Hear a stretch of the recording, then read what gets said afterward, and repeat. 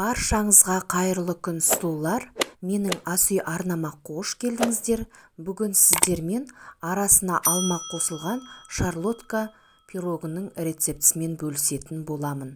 Видеоны жіберіп алмай, соңына дейін қарап, рецепті тамашалаңыздар.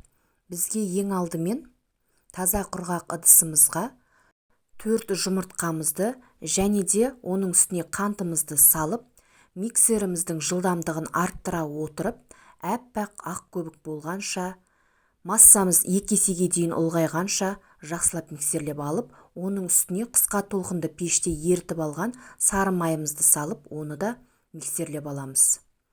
Дәл осы ретпен алдын ала електен өткізілген ұнымыздың үстіне қопсытқышымызды, яғни разрыхлителімізді және де дәм беру үшін ванилинімізді салып, оны да араластырып алып, дәл осы массамыздың үстіне 2 немесе 3 бөліп салып аламыз.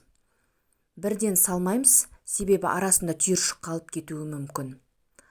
Сол себепті үздіксіз араластыра отырып миксерлеп аламыз. Және де жан-жағына шашыраған ұнымызды лопаткамыздың көмегімен осылай ысырып, ортаға жинап алып, оны да қамырымызға жақсылап араластырып жібереміз. Міне, қамырымыз дайын. Ендігі кезекте бізге алма қажет болады. Ортасына салатын алманы міндетті түрде қабығынан ажыратып аламыз. Қабығынан ажыратып алғаннан кейін кубиктап турап алсаңыздар болады. Немесе өз қалауларыңызша басқа формада да турап алсаңыздар болады. Міне, алмамызды осылай массамызға салып, лопаткамыздың көмегімен жақсылап араластырып аламыз.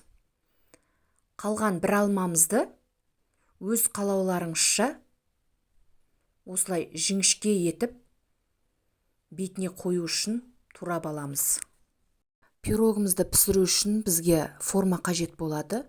Мен кольцо қолдандым, яғни кольцомыздың астына фольгамызды қойып, осылай жан-жағын жақсылап бекітіп аламыз. Сонымен қатар астыңғы қабатында жақсылап бекітіп аламыз да, массамызды кольцоға құйып, және де алдын ала турап алған алмамен пирогымыздың бетін безендіріп шығып, алдын ала қызып тұрған пеште беті қызарғанша пісіріп аламыз. Міне, біздің өте керемет болып шыққан пирогымыз дайын. Рецепт ұнап жатса, каналыма тіркеліп, лайк басып, өз пікірлеріңізді қалдыра кетуді де ұмытпаңыздар.